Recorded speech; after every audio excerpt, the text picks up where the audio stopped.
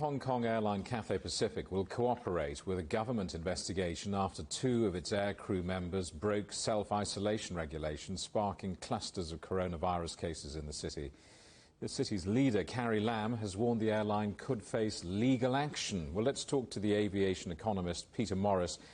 Peter, good to see you. Can any company really be held responsible for the behaviour of its staff after hours?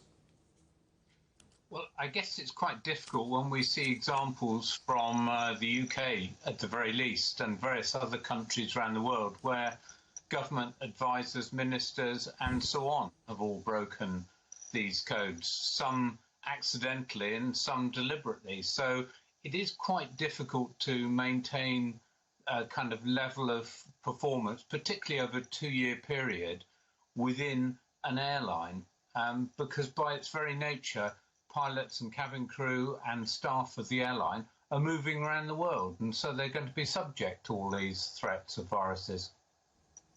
Airlines and their crew obviously have a pivotal role in being absolutely scrupulous in their protocols in a pandemic, particularly, I guess, in a vital international hub like Hong Kong. Yes, that's right. I mean, for so long, Hong Kong has been the doorway to China in terms of both passengers and freight. You know, the balance has changed a little bit over the last 10 years or so, but nonetheless, it is absolutely key, that connection into China and throughout the rest of Asia.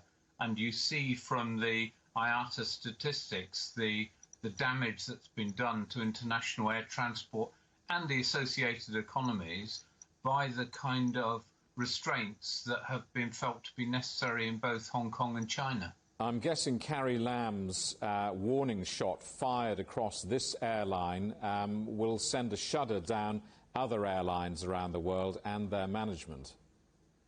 Well, I think the other thing is that a number of airlines have actually pulled out of Hong Kong because it's no longer economically feasible to serve what is a key hub, because of the constraints that exist for both crews and passengers. Because if you're losing your staff for 20 days or so at a time, every time they fly into a particular territory, it's just not feasible to make money anymore. So, you know, that could end up dislocating the whole Hong Kong business. I'm guessing Cathay has taken one of the worst hits in the pandemic for an airline. I think that's true, which is quite ironic in a way, I suppose, given the relatively low level of the virus that's been observed there. But I guess we've seen everything kind of changed and challenged right the way throughout the world. So if you look at the areas where air transport has come back fastest, it's now looking, it used to be China's domestic market, but now it looks like the US domestic market. And to some extent, Europe. I mean, we're still way below the levels of 2019, but on the way back, whereas China has actually regressed to some extent, and obviously Hong Kong too. Peter, good to see you. Thank you very much indeed for your analysis.